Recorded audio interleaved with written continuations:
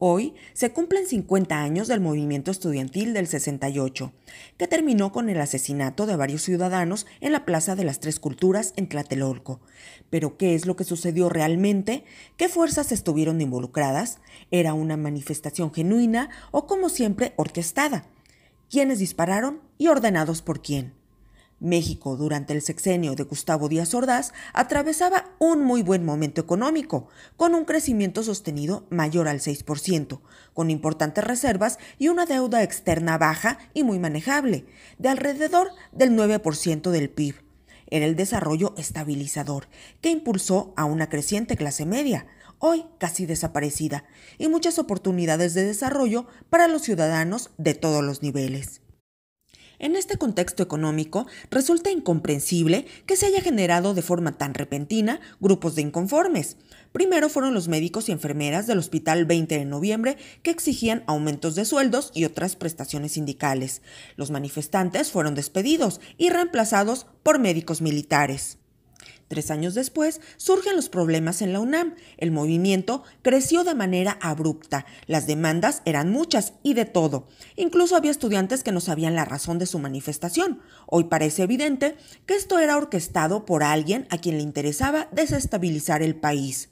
Los jóvenes querían que se adoptara en México el comunismo, que en esos momentos se extendía por varios países y se quería implantar en América Latina.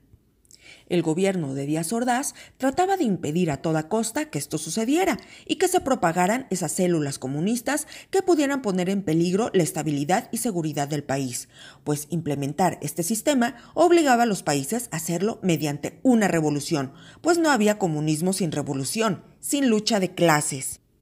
De esta forma, el movimiento estudiantil empieza a tener tal fuerza que se extiende a otros estados de la República muy rápidamente, y mientras el gobierno les reprimía, estos movimientos ganaban más fuerza. Así se unen trabajadores y amas de casa para convertirse en un movimiento prácticamente civil, en contra del autoritarismo, y que hacía peligrar los Juegos Olímpicos en el 68. Aunque parecía un movimiento generalizado, siempre tuvo elementos que hacen dudar de su genuinidad: la falta de coherencia en las demandas, el surgimiento repentino, el costo de este tipo de movilizaciones y algunos actores involucrados que tenían ligas con los comunistas de la época, como Frida Kahlo y Diego Rivera.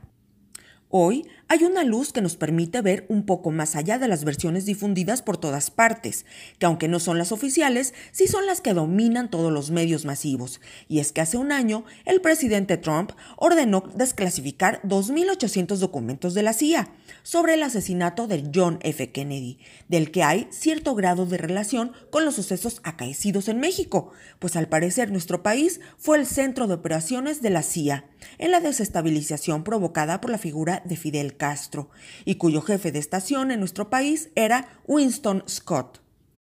Los documentos revelan que la CIA tuvo intervención en las movilizaciones estudiantiles, pero también parece que jugaba un doble papel, pues mantenía una estrecha relación y de intercambio de información con altos personajes políticos, a quienes incluso se les daba un nombre en clave. El presidente Gustavo Díaz Ordaz era Litempo II, Luis Echeverría Litempo VIII, Fernando Gutiérrez Barrios, encargado de la seguridad, Litempo IV, y Emilio Bolaños, sobrino del presidente, Litempo I. Las versiones que hemos conocido culpan a Díaz Ordaz y al ejército de la matanza. Sin embargo, esto parece no ser exacto, pues hay elementos ajenos al problema que parecen provenir de la CIA. Y estos son los hombres que dispararon con metralletas desde lo alto de los edificios y que iban vestidos de civil, mismos que nadie pudo ubicar en el momento. Muchos creyeron que eran del Estado Mayor Presidencial, pero el propio gobierno y el ejército lo desmintieron. De hecho, cuando empezaron los disparos, muchos elementos del ejército salen a repeler la agresión y disparan hacia los edificios. Ahí, en la plancha de la plaza, mueren varios de ellos. El ejército, entonces, entra a los edificios, en donde disparaban, para tratar de detener a los responsables. En esa redada, detuvieron a varios de los líderes estudiantiles. También hay testimonio de personas que aseguran que los soldados les daban la orden de que se tiraran al piso para evitar los disparos y ayudaron a muchos a salir de la plaza. Pero también llama la atención que los jóvenes decidieran hacer su mitin en ese lugar, que era una verdadera trampa en la que fácilmente se les podía acercar. Alguien tuvo que haber dado la orden de que fuera ahí precisamente.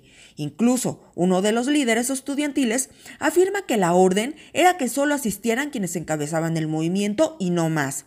Pero los jóvenes desoyeron esto y abarrotaron la plaza. ¿Quién dio la orden? ¿Quién era la persona más cercana a la CIA? Pues no era el presidente Díaz Ordaz, aunque este sí mantuvo relación con Scott, como se puede inferir en los documentos desclasificados.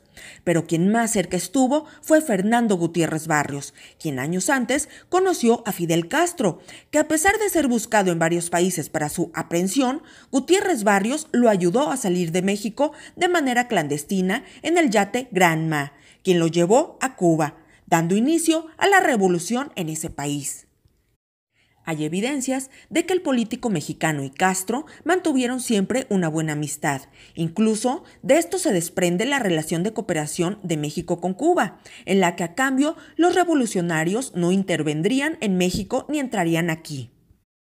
Así parece que en México la CIA llevó a cabo un plan muy macabro, como lo hicieron en Centroamérica, jugando a dos bandos, haciendo creer a los gobiernos que estaban con ellos y lucharían para evitar el comunismo, pero al mismo tiempo eran los que estaban detrás de estos movimientos desestabilizadores, que dejaban sembrada la semilla del comunismo.